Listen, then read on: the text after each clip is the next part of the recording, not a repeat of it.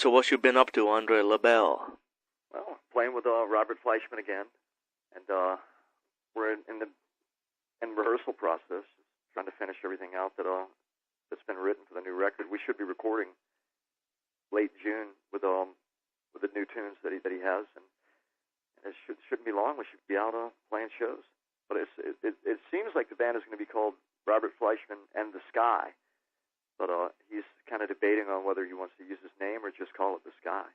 So it hasn't really been settled yet. I would add the name for the old fans. I think so. Because what is the Sky, right? That could be any band. You're a super drummer, and you mentioned yesterday that you had the opportunity to play with Kiss, at least in sessions. Well, no, I actually never played with him. It's just that there was the slight possibility that that gig could have happened at a certain point, but it didn't fall my way. But you did meet the band and all that? Well, yeah, playing with Vinnie, I got the opportunity to hang around the other guys in the band a bit. He was writing for Revenge when I was recording the record with him, and yeah, that was actually quite a treat. I grew up as a Kiss fan, so when I was a little kid, that was huge. I used to collect their bubblegum cards. So how's Vinnie as a person in your days of knowing Vinnie Vincent? He's he was just very, very serious about everything he did. He was very particular. He would go over tracks just with a microscopic screwdriver. Every little detail he'd do take after take after take, trying to get it to be exactly the way that he wanted it to be. And he was very. I smoked cigarettes when I was doing the sessions with him, and he actually convinced me to quit smoking. He was a vegetarian himself, and was just very healthy and very professional and serious about everything that he did. And you stopped smoking? Yeah, I did. I actually quit, but I started back up again. Oh, okay. Yeah. And Vinnie Vincent was so good as a spokesperson to make you stop at that time. Well, I mean, I was looking at it as if he's thinking that quitting smoking would be something good for the band, then I just kind of added that to that it would be healthy for me as well. Right. Yeah. And just all of what was going on with recording the record, that it just seemed the right thing to do. But it's kind of funny how that, because a lot of people, they look at it like somebody in a situation like Vinnie Vincent, that they would be partying and all of this, and it was just the complete opposite. It almost seemed like none of the people on Kiss really partied at all. It was a business. I think that's what I can't say for sure, but my own guess is that's possibly what happened with Peter Criss and Ace Frehley, that they were more into partying, and the other guys in Kiss just couldn't deal with it. So Vinnie, yeah, he was like vegetarian, very. Did Vinnie drink alcohol at all? Not at all. Maybe a little bit of wine. That was. Wow. So in the studio, you see, he takes a lot of takes to get his solos right. Now, how good was this guy? When I came into the sessions, he had already recorded all the guitars and most of the bass. He recorded the bass himself. He played it himself. Right. Matter of fact, when I was in those sessions, it was just Robert Fleischman, Vinnie Vincent, and myself. And we were looking for a bass player while the record was being recorded. But everything was all the rough tracks of the guitars and the bass was finished, and he did it with a drum machine. So when I came in to record, it was all set up on a click track, and I just recorded, listen, like I would learn a tune. I'd go in the control room and just listen to the tune 4 or 5 times, because he wouldn't give me CDs to take home to learn the songs. He didn't want any of the songs going out of the studio. Right. He was really concerned about that. So I thought that was kind of weird too, because I was thinking that well, if I'm going to play on the record, I need to take the CDs home and learn the songs. But he wanted me to just sit in the control room, listen to the song 4 or 5 times through, and then go out to the drum set and just get it to go. And he would instruct as we recorded it. We would record, say, the verse up to the chorus, and if there was a bit of a break where you would crash the cymbals and pause for a measure maybe, then he would just stop the tape there and then talk about the next part coming up and try this. And he would even mouth out drum rolls and ideas that he had, and it was a really interesting way of recording, I have to say. The guy is a genius, though. You know, I think his guitar ability. You know, a lot of people look at Vinnie Vincent as well. I mean, what he presented was just speed, this unbelievable speed, and technical ability on all the records that he put out after Kiss. I'm not sure why he went in that direction, but he has incredible ability with feel and character and slow, melodic, melody-oriented guitar solos. I mean, his playing is incredible on that level. But for some reason, he never really showed that ability. My own personal opinion, just from playing with him and the experience that I went through, I think he got the gig with Kiss. Kiss was just obviously just over the top, the biggest show in the world. Right. And when he came out of Kiss, he's thinking, I've got to do something that's just unbelievable. Everything has to be over the top. And I think that's why he went with the crazy makeup and the so much glam image with the clothing, and even in the videos where he had those, where he threw his guitar at the amp and all this crazy stuff that nowadays might be looked at as cheesy, you know. But I think he was coming from a place where, you know, what he learned from Kiss, he was trying to come out and do his version of it in a sense. Could it be also, as you're a Kiss fan, you know Mark St. John replaced Vinnie Vincent. Could it be that as Mark St. John was like as fast as Vinnie Vincent in that era of Animalize, that Vinnie just looked at that and said, well, I'm gonna just put it up one step more than Mark St. John. Very true. At speed. Now you're talking to a drummer, so you might know more about that than me. But I think that Vinnie has got a bad rap about his fast playing, because a lot of musicians that I've played with, guitar players and other people in my life, I've always kind of heard like that typical, you know, well, he just shreds off a bunch of fast chops and all of this. But I just wanted to say that the guy's ability, as far as like, you know, what you were saying earlier, that he's a super talented artist. You know, he really has the ability to do anything he wanted to do. He was even writing country songs for other artists. I'm not sure who they were, but he was writing country songs and giving them to companies that would sell them to popular artists. When's the last time you saw Vinnie Vincent? You know, it's been years. I haven't seen him in a long time. I'm not even, you know, I see all this stuff on the internet about where he's just kind of vanished from the music scene, and I mean, I wonder too. Robert and I were just talking about that a couple of days ago. I personally think he's just got fed up with the music industry, and just I think he's writing songs for people and making a living off of being a songwriter. So you've not been in contact, and Robert Fleischman's never had no idea where he's been hanging out all these years? Well, last I heard, he was in Nashville. So he was writing songs for people there. That's what I heard last. We at least know he's in Nashville. With your new band here with Robert Fleischman, you guys, where are you guys going to go play? Like for gigs and stuff? Well, you know, I have to confess, unfortunately, I mean, the music business is it's in a weird place right now. You know, it really is. I believe that the people that that have the control of what really gets out there as far as like massive publicity and all of that, you know, the people that have the money that is going to invest in the bands, they're not in. I don't think they're willing or wanting to invest in bands that really have any kind of pioneering talent nowadays.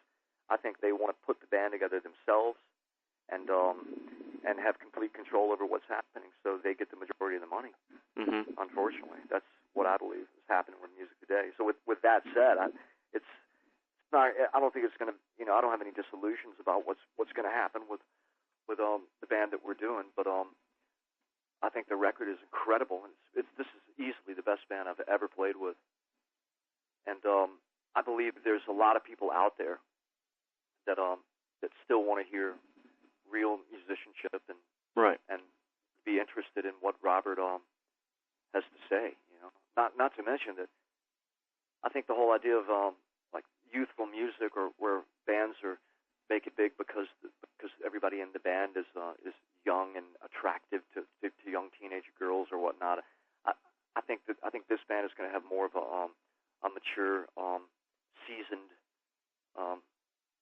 sound and songwriting style, and And I mean, hopefully it'll reach everybody. But at this point, we're just interested in getting the record out and doing shows. We're going to start doing shows around here in Virginia, and Robert has some things in the works as far as future, tours that we could possibly get on, opening for particular bands. And I'm not really sure exactly what the plan is, but I think the record's going to be incredible. I can tell you that. I'm sure it is. I'm going to be looking forward to it. Could you mention me who's your guitar player and bassist? Yeah, the lead guitarist is Brady Cole. The bass player is Steve Barber, and the rhythm guitar player is Stephen Lejani. What their backgrounds? Well, they're all Virginia-based guys.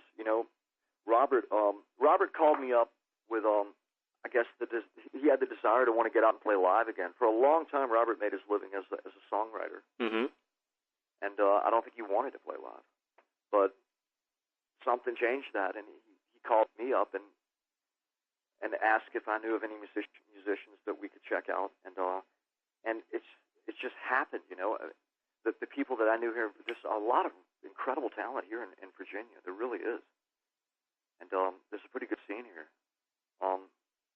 So I found the bass player, and then we just slowly found the rest of the guys. But yes, the whole band is based out of Virginia. Wow, you guys are lucky. Everyone's right close. Yeah, well, Robert had to move here, though. Okay. he moved here to make the band happen. So where did he move from? From Los Angeles. Wow. Yeah, he lived his whole life, in L.A. And so this is, I'm sure, new for him to be here. But it's kind of cool, I think he likes it. I think it's more of a relaxed atmosphere, and it's a good situation to put the band together and to launch it. You guys you're going to be working hard to release this album? Yeah, well, at this point we have 7 songs that are finished, mm-hmm. and but we're still kind of picking at them. You get in there and you just think about maybe the bridge could go a little more this way or whatever, and we're changing some of the beat ideas, But I believe that the record should be finished and out within the next few months. Mm-hmm. But we're going to start playing out shows around here, hopefully within the next couple of weeks. There's some beautiful venues here. There's a place called the National. That's a theater that it's just absolutely gorgeous. It's like an old ornate building from 1930s that they renovated, and very fortunate that place is here in Virginia. And also, you're a drum teacher. Yep, I teach at Richmond Music here in Richmond, Virginia. Teaching the kids and all that. Oh, definitely. And how's the interest on them? I get teenagers that come in to take drum lessons, and they're not about the new music. All these teenagers, but because of the internet and everything that is just so accessible, kids nowadays they're coming in there with like AC/DC and Iron Maiden is really popular with teenage kids. Wow. And Kiss and Led Zeppelin and Black Sabbath and all this stuff. And this is the stuff they want to learn. They're not coming in there with these new bands like that you hear on the radio. That's not what they seem to be interested in, which I think is really, really cool. It's mostly stuff that you grew up on. Oh, yeah, definitely. And that's great.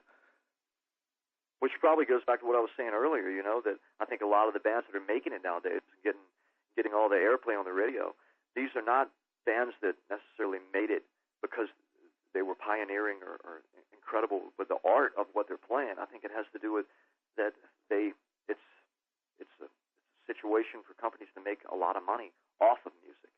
So they're putting out this music and contriving it in a sense. Back in the day with old Black Sabbath and that stuff, that was real. These guys just came up from garages and invented what they were doing.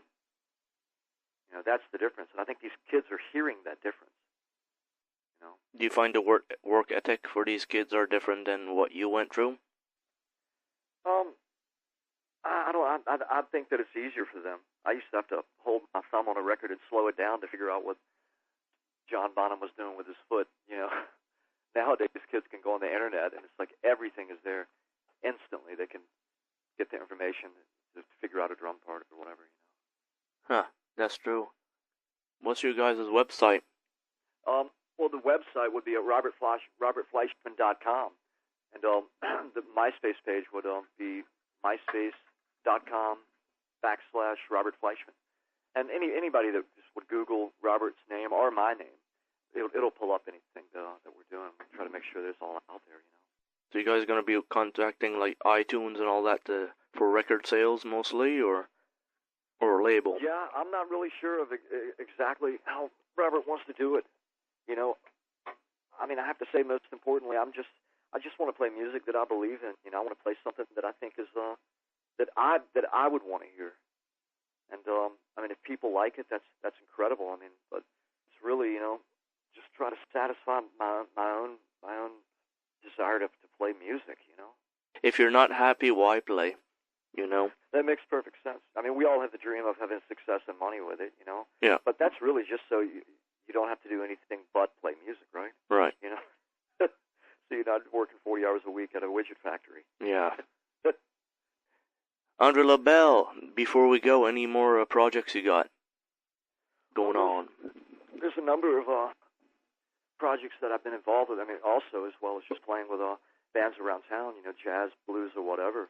But I play with a band called Horsehead that has a couple of records out that you can find on the internet. If you just type in Horsehead, Richmond, Virginia, you'll easily find the web pages connected to it.